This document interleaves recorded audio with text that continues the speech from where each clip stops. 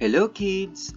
Our subject for today is English 3, Quarter 4, and we are now on week 3. Our topic is about simple maps. Have you been on a trip? Were you able to see some signs and symbols that tell something about the place you have been to? It is important to know how to read and interpret maps, signs, and symbols. It helps to locate unfamiliar places easily. It also helps do things safely and correctly. Our objective for this lesson is you are expected to interpret simple maps of unfamiliar places. Tell the meaning of the following signs and symbols. We have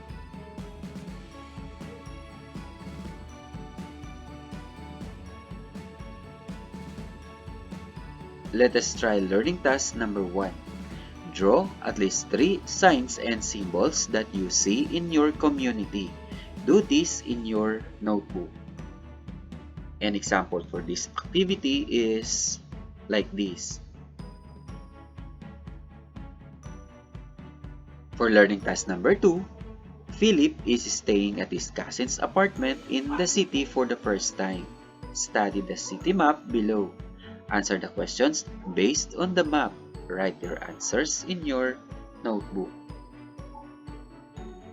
We have Jacinto Street, Mabini Street, Rizal Street, Bonifacio Street, and Del Pilar Street. Number 1. What establishment is located beside the dental clinic? Pharmacy store is the establishment beside the dental clinic. Number 2. Philip and his cousin decided to eat.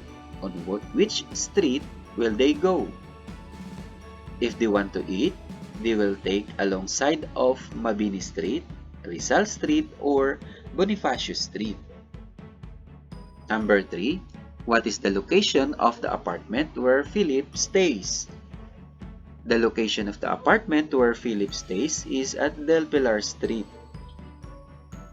Number 4. Where can you buy some basic needs like canned goods and rice? We can buy some basic needs like canned goods and rice in the grocery.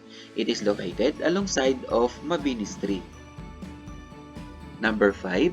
Philip wanted to buy some cookies from the bakery. Where is it located? The bakery is located alongside of Mabini Street, corner Rizal Street.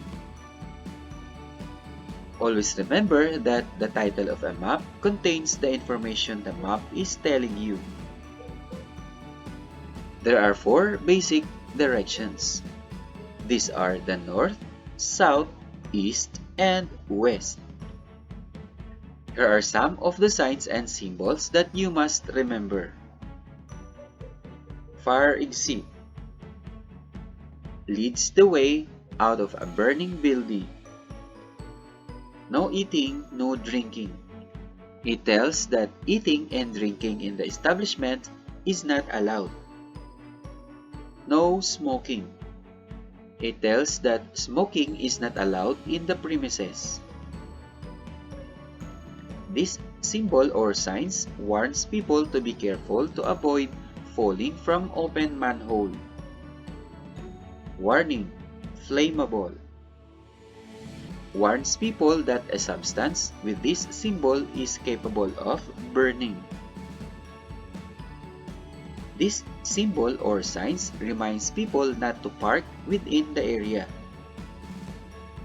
Turn off mobile phones. Reminds people to turn off mobile phones while in the premises. Caution: wet floor. Reminds people to be careful not to slip and fall in the area. No mask, no entry. Reminds people to wear protective mask before entering the premises. Maintain social distancing. Reminds people to maintain physical distance at least 6 feet away from each other. For learning task number 3, Choose the letter of the statement that corresponds to the given signs and symbols. Write your answers in your notebook. Silence, please. For number 1, is it A, talk to your seatmate, B, be quiet, or C, sing loudly? The answer is letter B, be quiet. No running. For number 2, is it A, do not run, B, do not walk, or C, keep running? The answer is letter A, do not run. No ID, no entry. For number 3, is it A, wear ID before entering a premise, B, keep your ID inside your bag, C, hide your ID to the security personnel? And the answer is letter A, wear ID before entering a premise. Zing. For number 4, is it A, use the designated pedestrian crossing, B, cross any part of the road, or C, cross the street when vehicles are moving? The answer is letter A, use the designated pedestrian crossing. Slow down. For number 5, is it A, vehicles must increase their speed, B, vehicles must decrease their speed, or C, vehicles must give way to other vehicles? And the answer is letter B, vehicles must decrease their speed. For learning task number 4, study the map of Barangay Masikap. Read the text, then answer the questions that follow. Write your answers in your notebook. Sam lives in Barangay Masikap. His house is across the London Street north of the Barangay Hall. Toby, Sam's best friend, lives near Sam's house. His house is located at the corner of the London Street and Manga Street. This is the map of Barangay Masikap. Number 1, what is located north of Sam's house? The church is located at the north of Sam's house. Number 2, what is found west of the Barangay Hall? The playground found at the west of the Barangay Hall. Number 3, Sam will visit his best friend Toby. From his house, which street should he take? He will take Manga Street to visit Toby. Number 4, when Sam reached his best friend's house, they decided to have some ice cream. From Toby's house, how can they reach the ice cream parlor? They will cross Manga Street and turn left to the London Street to reach the corner of Avocado Street where the ice cream parlor is located. Number 5, Sam's mother works as a barangay health worker. She needs to buy some goods for their feeding program. Which way should he go if she is coming from the barangay hall? She will take Avocado Street take Avocado Street and turn left to Lanzone Street to reach the grocery. For the written work number 1, in direction, you are going to finger walk by following some simple directions. Answer the following questions. Number 1, pretend to be Papi. Walk to your gate to Banana Street and turn right. You are now facing south. Walk straight until you reach the corner. To what direction did Papi walk? Papi was facing Better Supermarket. Number 2, wait for your friend Toti and turn right. You are now facing west. Walk straight to Green Supermarket. To what direction did Papi and Toti walk? Papi and Toti were facing west.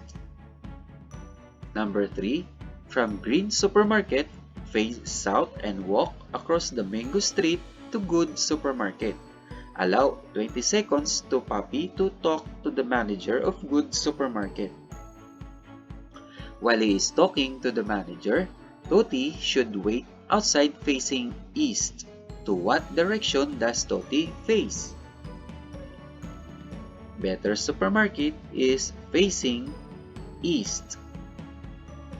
Number 4. From good supermarket, Papi and Tuti walk facing east and walk straight to better supermarket. Allow 20 seconds for Papi to talk to the manager of better supermarket. While he is talking to the manager, Toti should wait outside facing north. To what direction does Toti face? Coast Savers Supermarket is facing north. Number 5. From Better Supermarket, you are now facing north. Walk across the Mango Street to Coast Savers Supermarket. Allow 20 seconds from Papi to talk to the manager of Coast Supermarket's Savers Supermarket. While he is talking to the manager, Toti should wait outside facing south. To what direction does Toti face? Better Supermarket. Complete the paragraph by selecting the appropriate answers from the given choices below. Write your answers in your notebook. Choices words are hazards, unfamiliar, signs, south, and symbols. Reading and interpreting maps, signs, and symbols is important because it helps person find unfamiliar locations. It helps a person keeps away from hazards. There are 4 basic directions, namely north, south, east, west.